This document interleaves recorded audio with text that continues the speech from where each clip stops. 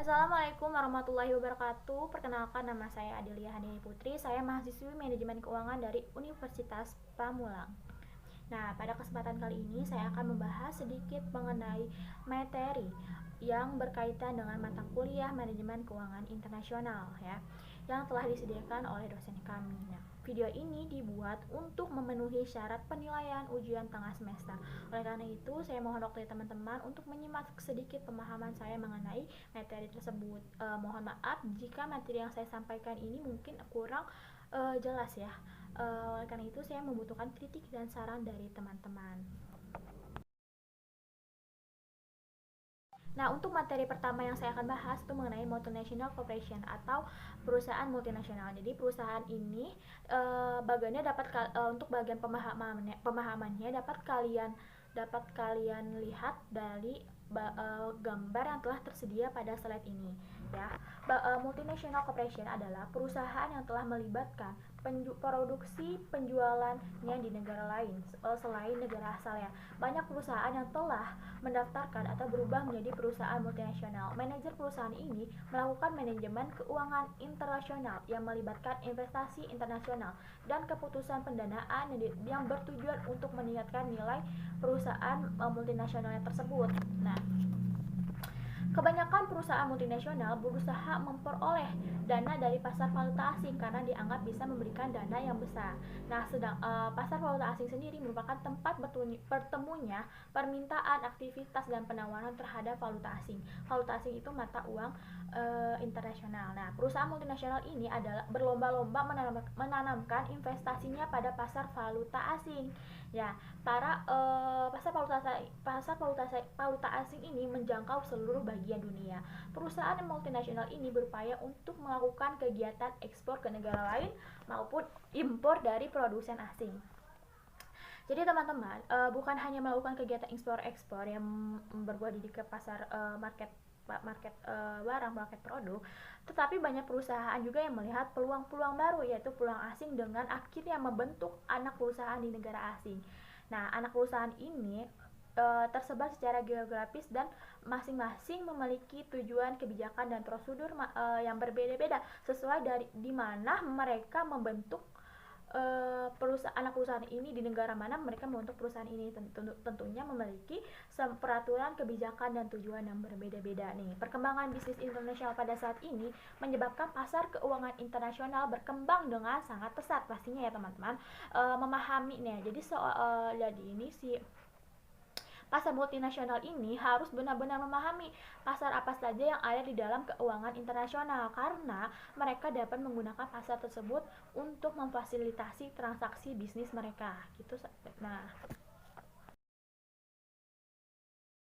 untuk materi selanjutnya saya akan membahas tentang bagan atau arus hidup produk cycle produk pada perusahaan multinasional. Nah, untuk bagannya, untuk lebih jelasnya kalian juga bisa memperhatikan gambar yang telah tersedia pada slide ini. Yang pertama ada firm creates product to accommodate local demand. Jadi perusahaan itu membuat produk untuk memenuhi kebutuhan dalam negeri atau kebutuhan lokalnya. Yang kedua, perusahaan mengimpor produk untuk menutupi atau mencukupi permintaan dari luar negeri. Nah, yang ketiga ada from stabilitas foreign subsidiary to stabilities present in the foreign country and possibility to reduce costs. Ya, artinya perusahaan mendirikan perusahaan asing untuk membangun kehadiran di luar negeri dan mungkin untuk mengurangi biaya. Nah, jadi itu mendirikan perusahaan asing itu anak perusahaan ini di dalam negeri lain, di negeri orang atau di luar negeri merupakan salah satu upaya penyebarluasan perdagangan internasional sebuah negara. Dengan begitu pun dapat mengurangi biaya karena nggak adanya biaya transportasi, terus yang pastinya akan mengurangi resiko transportasi ke luar negeri. Terus dengan begitu pun produknya akan lebih dikenal dan yang pastinya biaya yang digunakan juga lebih murah karena tidak biasanya tuh perusahaan yang berdiri di negeri orang ini pajaknya tidak terlalu besar ketimbang pajak impor ya. yang saya ketahui. Kalau salah mohon maaf nih. Nah, selanjutnya itu ada dua kemungkinan, yaitu pertama from differential product for competitor and or expand product left in a virgin country. Nah, si perusahaan ini membedakan atau berinovasi pada produknya ini dari pesaing di dalam negeri tersebut, di luar negeri tersebut, dan memperluas lini produk di luar negeri. Nah, kemungkinan yang kedua yang akan terjadi yaitu bisnisnya ini bisnis perusahaan ini akan menurun karena kompetitifnya yang rendah, yaitu when forced in business decline as its competitive advantage or eliminate.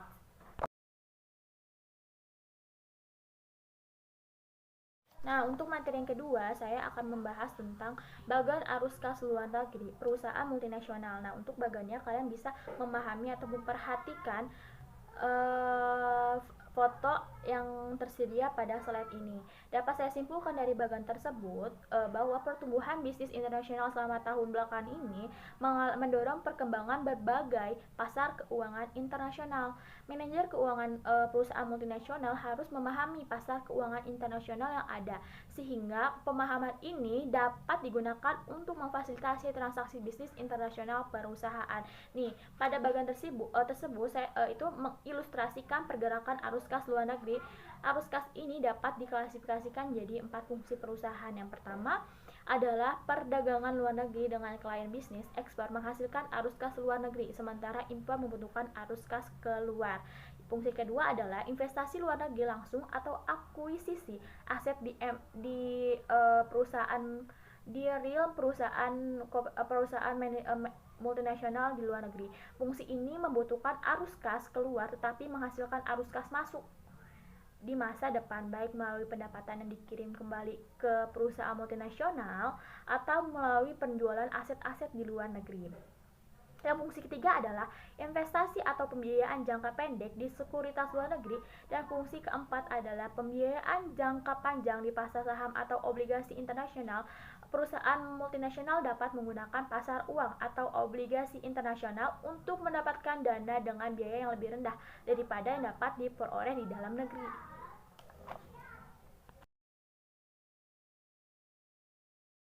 Nah, materi yang saya akan bahas kali ini mengenai permintaan dan penawaran. Kalian bisa dilihat di atas kan, ada kurva demand dan kurva supply. Nah, jadi sebelum membahas tentang mengenai kurvanya, kita membahas apa sih permintaan dan penawaran itu sendiri. Permintaan merupakan yang berbunyi ya, permintaan itu berbunyi apabila harga naik maka jumlah barang yang diminta akan mengalami penurunan. Sebaliknya, dan apabila harga turun maka jumlah barang yang diminta akan mengalami kenaikan. Apa sih faktor-faktor yang mempengaruhi permintaan? Yang pertama, harga barang itu sendiri, harga barang pengganti atau substitusi, dan harga barang pelengkap atau komplementer, selera konsumen, dan perkiraan harga di masa depan. Sedangkan si supply atau penawaran ini adalah jumlah seluruh barang dan jasa yang ditawarkan dalam berbagai kemungkinan harga yang berlaku di pasar dalam satuan periode tertentu. Nah, apa sih bunyi dari penawaran tersebut? Yaitu semakin tinggi harga suatu barang, semakin banyak jumlah tersebut yang akan ditawarkan oleh para penjual. Sebaliknya, makin rendah harga barang, sedikit jumlah barang yang ditawarkan. Apa sih tingkat beberapa faktor yang mempengaruhi harga penawaran itu sendiri? Pertama, harga barang itu sendiri, biaya produksi, kemajuan teknologi, pajak, dan perkiraan harga di masa depan. Nah, baru deh kita membahas tentang kurva permintaan dan penawaran. Pada dasarnya, kurva permintaan merupakan kurva yang mencerminkan hubungan antara harga barang dengan jumlah barang yang diminta oleh konsumen. Nah, bisa kita lihat kurvanya itu digambarkan sebagai berikut ya. Diamond dia bentuknya itu ke bawah gitu ya. Kurva penawaran adalah kurva menjelaskan hubungan antar kuantitatif supply dan harga dengan memandang konstan faktor lainnya. Nah, seperti bunyinya tadi kan, apabila harga barang naik maka jumlah permintaan itu dikit. Nah, kita lihat kan dia turun ke bawah gitu kan, karena dia semakin rendah harga barang maka semakin tinggi jumlah permintaannya. Yang kedua ada kurva penawaran. Kurva penawaran itu adalah kurva yang menjelaskan hubungan antara kuantitas tupai dengan harga memandang konsep atau produk lainnya. Nih, dia bergeraknya ke kanan atas kan, karena semakin dikit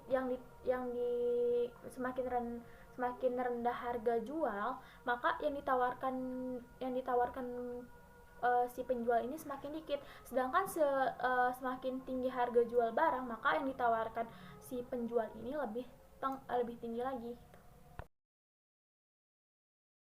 Nah, untuk materi yang terakhir yang saya bahas, kalian pasti bisa tebakkan dari bagan yang telah tersedia pada slide ini ya, mengenai market equilibrium atau keseimbangan pasar ini terjadi ketika kuantitas yang diminta sama dengan kuantitas yang dipasok. Dalam kurva ini ada mewakili titik potong antara kurva permintaan dan kurva penawaran ya kan.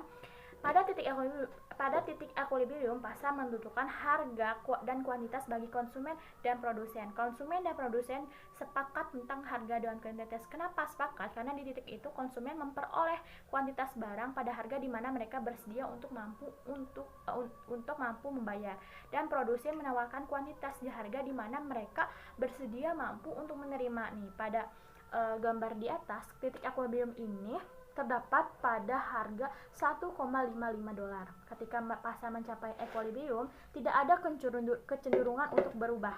Jika ada disequilibrium, mekanisme pasar akan menggerakkan permintaan dan penawaran menuju equilibrium yang baru, gitu teman-teman.